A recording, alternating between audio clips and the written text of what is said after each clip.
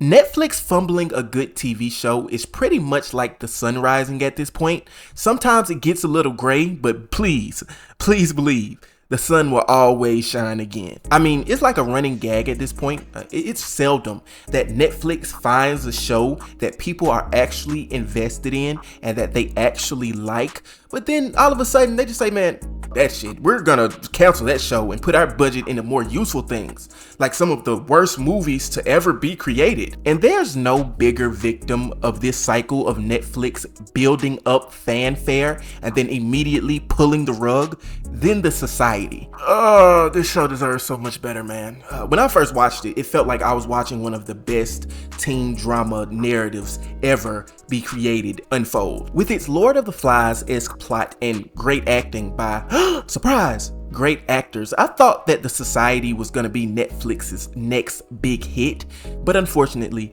Netflix only saw it as a liability within their catalog of The Kissing Booth and Time Cut or whatever so the show was canceled after one season. And seeing that this show is only one season long and it dropped about 5 years ago and it still manages to be the best young adult show that Netflix has ever created is insane to me. But whatever, the show's great, acting's great, plot and narrative is amazing. In its lone season, it does a great job at mixing teen drama elements with everything else that was going on within the town. Dewey's execution scene might be the most intense TV show scene I've ever watched in my life. It feels like the moment that they all pulled the trigger on Dewey, that the last bit of their childlike innocence was gone, that it disappeared and was destroyed within an instant.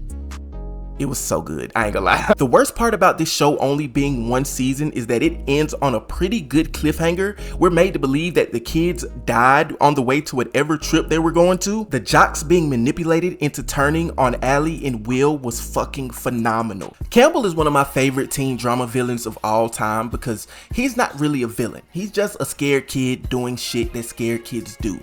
And I really want someone with more knowledge than me to make a video comparing this show to The Lord of the Flies. That would be crazy. All in all, The Society was just a huge fumble, man. Like, imagine getting Katherine Newton, Alex Fitzelin, Rachel Keller, Christine Froseth, who was a fucking rock star in Looking for Alaska, by the way. I need to redo that video. Imagine getting all those amazing actors and actresses, getting a narrative and a plot so good like The Society's, and still fumbling as hard as Netflix did.